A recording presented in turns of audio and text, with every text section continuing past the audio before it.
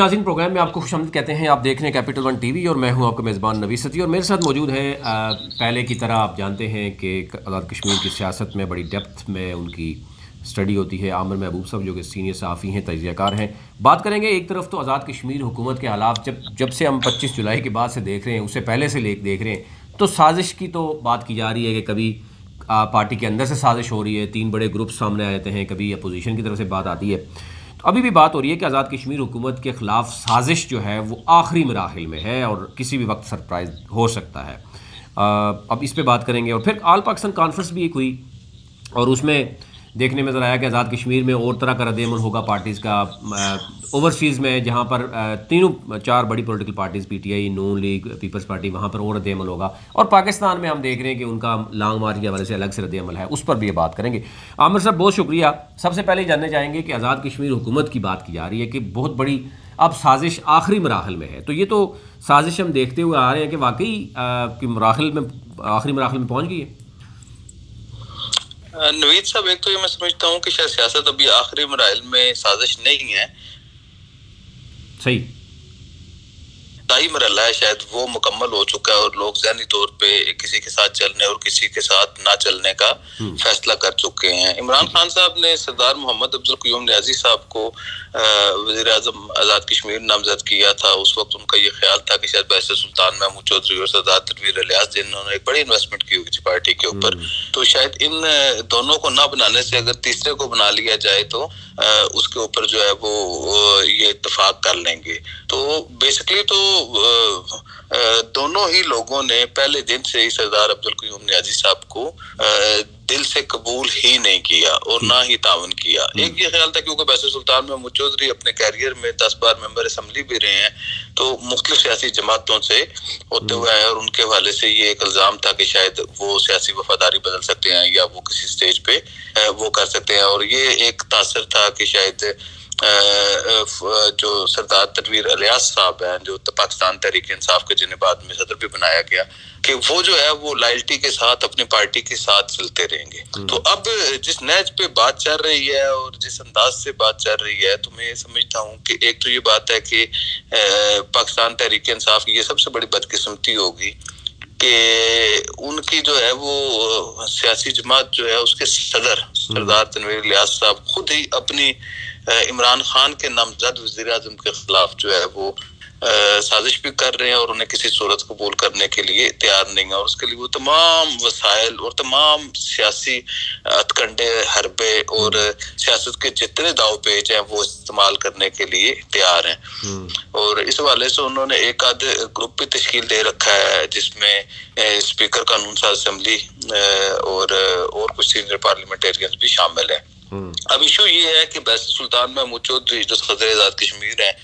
उन्हें अरकान असम्बली की अक्सरियत की हमायत हासिल रही। वो इस गेम का हिस्सा नहीं बन सके क्योंकि उनके शायद ज़हन में अभी भी ये बात है कि तनवीर इलियास ने जो ह्यूज इन्वेस्टमेंट की, अरबों रुपए खर्च किए, वो उनके सियासी कैरियर के नुकसानदेह हुए और वो आज़ाद कश्मीर के वज़ारत उज़्मा की दौड़ से उन्हें आउट करके एक तीसरे बंदे को बना दिया गया। तो इमरान के 15-16 अरकान जो है वो बैरिस्टर सुल्तान महमूद चौधरी की भी उनकी पावर जो है, उसकी स्ट्रेंथ जो है वो जाहिर करते हैं। 10 से ज़्यादा अरकान जो है वो अब तनवीर इलियास साहब कह रहे हैं कि उनके साथ भी आ गए हैं। और जो जम्मू कश्मीर का कौंसिल का जो इलेक्शन था वो सरप्राइज था। उससे पहले बैरिस्टर सुल्तान महमूद चौधरी के पास तनवीर इलियास साहब चल के गए। उससे एक दिन पहले उन्होंने मीरपुर में बयान दिया कि जी बैरिस्टर सुल्तान महमूद चौधरी जो है वो मेरे बड़े भाई हैं और हम उनकी सरबराही में चलना चाहते हैं। तो इन दोनों की सुलह कराने की भी कोशिश की जा रही है, सदर आज़ाद कश्मीर की और तनवीर इलियास साहब की। और वो ये चाहते हैं कि किसी तरह जो है वो, अब इश्यू ये है कि अगर इमरान खान साहब, एक तो इमरान खान साहब खुद वफाक में बहुत ज्यादा उलझनों का शिकार है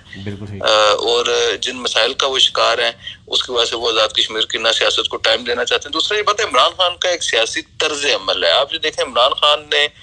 बहुत अच्छे लीडर हैं, वो देनेदार होंगे, लेकिन जो आज़ाद की पाकिस्तान में उन्होंने सियासत की है उसके मुताबिक ना वो पाकिस्तान को संभाल सके, ना पाकिस्तान की मैशत को संभाल सके, ना पाकिस्तान में जो सियासी निज़ाम को संभाल सके। उन्होंने उस्मान बुज़दार साहब को KPK में वज़ीर आला, पंजाब में वज़ीर आला बना के पहली गलती की, फिर KPK में महमूद साहब को बना के दूसरी गलती की, फिर जब उनके अख्तियार आया तो गिलगित बल्तिस्तान में भी उन्होंने इसी तर्ज अमल के साथ जिन लोगों ने काम किया, जिन लोगों ने मेहनत की, उन्हें उठा के पैर फेंक के उन्होंने एक और GB में गलती की। और इसके बाद आज़ाद कश्मीर में भी जिन लोगों ने मेहनत किया, जिन लोगों ने इन्वेस्टमेंट की उनके ऊपर अरबों रुपए की, उन्हें उठा के उन्होंने पैर फेंक के एक तीसरे बंदे को ले आया। तो ये उनका ख्याल है कि शायद वो क्या कहते हैं, 12वें खिलाड़ी के साथ जो है वो पाकिस्तान, आज़ाद कश्मीर और गिलगित बल्तिस्तान का निज़ाम चलाने के लिए। और ये वजह है कि उन्होंने अभी भी जितने इख्तियारात हैं उनकी काबीना में मुंतखब की इनके पास नहीं है, बल्कि वो जो ओवरसीज हैं या जो उनके जाती दोस्त हैं या जो माहिरीन बाहर से लाए हुए नॉन इलेक्टेबल, उनके साथ वो चलाना चाहते हैं। तो मेरा ये ख्याल है कि इमरान खान जो है वो किसी सूरत में क़याम न्याज़ी को तब्दील करने के लिए तैयार नहीं होंगे, लेकिन ये कोशिशें की जा रही हैं क्योंकि जो मुस्लिम खान जो तहरीक इंसाफ के हैंडलर्स हैं, मैं हैंडलर्स का लफ्ज़ इस्तेमाल करता हूँ कि मैं समझता हूँ कि तहरीक इंसाफ जो है वो कहीं ना कहीं से हैंडल हो रही होती है। जैसे रात को पेट्रोलियम मसनूआत की वज़ीर-ए-आज़म पाकिस्तान ने तजवीज़ मुस्तरद कर दी और बाद में 1 घंटे बाद नोटिफिकेशन आ गया 12 रुपये 3 पैसे लीटर वो हो गया। तो कुछ ऐसे लोग हैं, कुछ ऐसी कुव्वतें हैं जो आलमी हैं या लोकल हैं जो इस जमात को हैंडल करते हैं। तो तनवीर इलियास साहब के उन हैंडलर्स के साथ बहुत ही अच्छे तल्लुकात थे माजी में, उनके ऊपर भी उन्होंने बड़ी इन्वेस्टमेंट की हुई थी। तो ये ख्याल किया जा रहा है कि शायद उन हैंडलर्स के जरिए जो है तनवीर इलियास साहब इमरान खान साहब को राजी करने की कोशिश करेंगे, लेकिन जो इमरान खान की सरिश्त है बज़ाहिर वो नहीं दिखाई देता कि इमरान खान जो है वो तनवीर इलियास साहब पे या किसी और ऑप्शन के ऊपर जाएंगे, क्योंकि वो आखिरी हद तक अपनी जो है वो अपने फैसला चाहे वो गलत है उसी पे कायम। लेकिन आमिर साहब एक चीज नजर आ रही है कि अगर इमरान खान साहब, मैं जो बात करना चाह रहा हूँ, मेरा ये सियासी तज्ज़िया है कि अगर इमरान खान साहब भी चाहें कि जी आज़ाद कश्मीर में क़याम न्याज़ी साहब को हटा दिया जाए तो और अपनी मर्जी का वज़ीर-ए-आज़म लाना चाहें, तो शायद अगर बैसित सुल्तान महमूद चौधरी उस फैसले को कबूल ना करें तो आज़ाद कश्मीर में वो तब्दीली मुमकिन नहीं होगी। दूसरी ये बात है जो अपोजिशन जमातें हैं, मुस्लिम लीग नून है, पाकिस्तान पीपल्स पार्टी है, उनके साथ भी तनवीर इलियास साहब के और स्पीकर असेंबली जो इनवारुल हक साहब के उनके रवाबत जरूर हैं। इसके दो नुकसान हुए हैं। एक तो ये बात है तनवीर इलियास साहब के ऊपर ये जो टैग था कि वो अपनी पार्टी के साथ बहुत वफा निभाएंगे, तो मेरे ख्याल में वो सियासी मसले के तहत या इमरान खान की कश्ती डूबती हुई देख के वो भी चाहते हैं कि मुस्लिम लीग नून और पीपल पार्टी के साथ रवाबत बढ़ा लिए जाएं और कोई एक कौमी हुकूमत आज़ाद कश्मीर में बना ली जाए। और अगर इमरान खान की बात नहीं मानते तो सेकंड और अल्टरनेटिव प्लान के ऊपर वो ये चाहते हैं कि जी मुतबादल प्लान के तौर पे वो इनके साथ मिल जाएं। लेकिन वो जो लोग हैं, क्योंकि वो तनवीर इलियास साहब के खिलाफ बहुत बड़े कैंपेन में रहे हैं, मरियम नवाज और खुद बिलावल भुट्टो वो एटीएम के नारे लगाते रहे उस वक्त, तो उनके लिए शायद ये मुश्किल है। उसके बजाय अगर ये फारूक ब्लॉक का ग्रुप अगर बैसित सुल्तान महमूद चौधरी की क़यादत में बनता है या उनका कोई नुमाइंदा नामजद होता है या वो किसी पार्टी के साथ वो किसी को बनाना चाहते हो, शायद वो बेहतर पोजीशन में है। तो मेरा ये ख्याल है कि ताकत का जो इस वक्त जो ताकत है असल वो इस वक्त बैसित सुल्तान महमूद चौधरी के पास है, और वही जो है वो सारी सियासी जमातों के साथ जो है वो किए हुए, जैसे उन्होंने पिछले दिनों में ऑल पार्टीज कॉन्फ्रेंस की और मुसलसल जो है वो इसी पे रखना चाह रहा था कि आल पाकिस्तान पार्टी जो करते हैं, यानी एक तो मैं ये सवाल रखना चाह रहा था कि आल पाकिस्तान पार्टी बिल्कुल जिसमें कॉन्फ्रेंस हुई उसमें हम देख रहे हैं तीनों जगहों पे अलग अलग स्टेक होल्डर सेम है, लेकिन उनकी पोजीशन चेंज हो जाती है। पाकिस्तान की बात करें तो यहाँ पर कोई 27 मार्च को धरना या लॉन्ग मार्च कर रहा है, कोई 23 मार्च की बात कर रहा है, वहाँ पर क्या सूरत है। ओवरसीज़ में देखें तो वहाँ पर क्या इकट्ठे हो पाएंगे कश्मीर के मामले में, आज़ाद कश्मीर के अंदर क्या पोजीशन होगी। और दूसरा 2023 में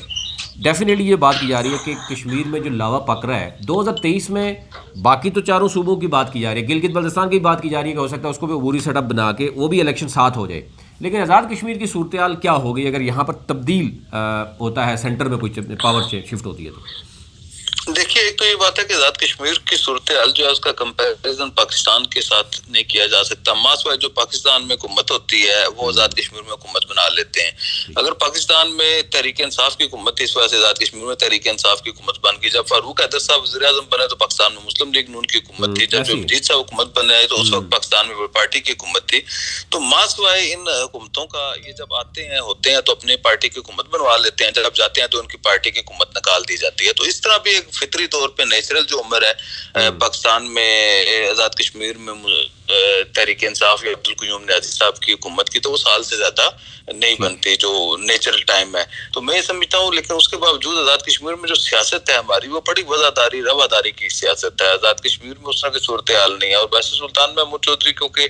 जब से वो सदर बने हैं, क्योंकि उनका बहुत ज़्यादा इंटरेस्ट भी नहीं रहा था पाकिस्तान तहरीक इंसाफ के साथ, और वो फिर क्योंकि पाकिस्तान तहरीक इंसाफ ने उन्हें मुसलसल 10-12-13 साल तक इस्तेमाल करने के बाद टिश्यू पेपर की तरह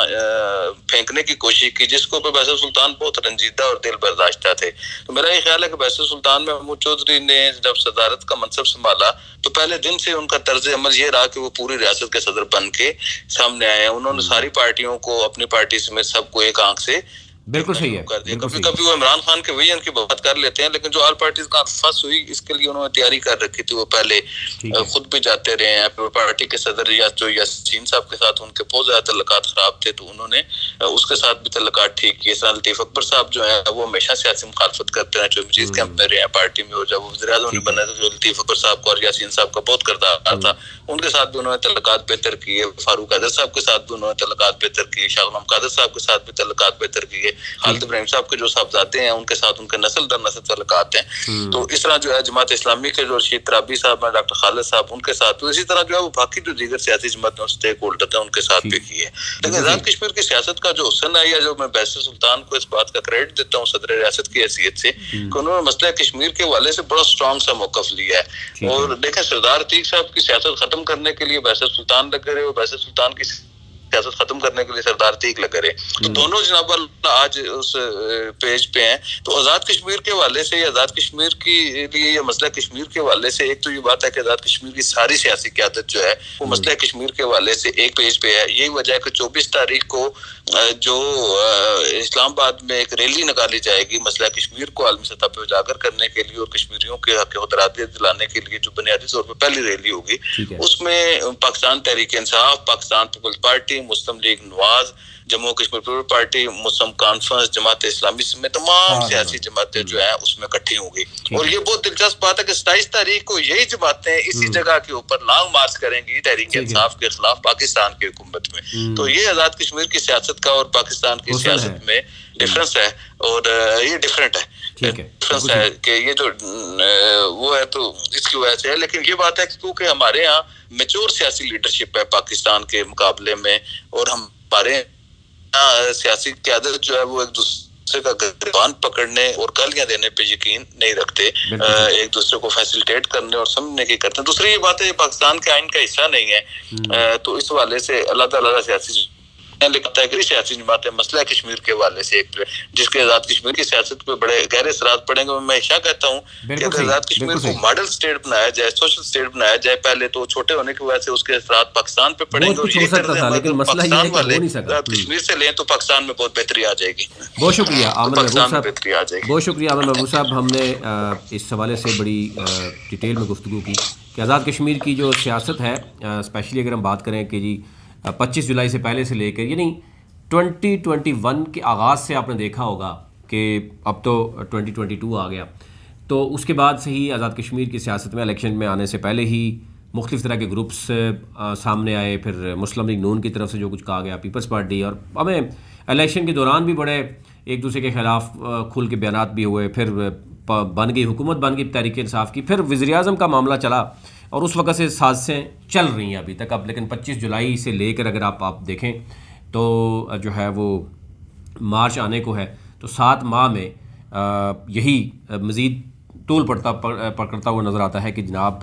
जो साजिश है वो मज़ीद गहरी होती हुई नज़र आती है। अब ये साजिश कब आखिरी मराहल में पहुँचेगी, ये आए रोज़ हम देखते हैं मुख्तलिफ़ तरह की बातें चहमगाई हो रही होती हैं। अब कोशिश करते हैं कि आप तक जो है वो जो ताज़ा तीन सूरत हाल है वो आप तक रखें। अभी तक लिए इतना ही। अपने मुल्क का ख्याल रखिए। अल्लाह ने के बाद। कैपिटल वन टीवी की वीडियोस देखने के लिए आज ही चैनल सब्सक्राइब कीजिए, बेल आइकन को ज़रूर क्लिक कीजिए, हमारा फेसबुक पेज लाइक और फॉलो कीजिए ताकि हमारी हर नई वीडियो बर वक्त आप तक पहुंच सके। शुक्रिया।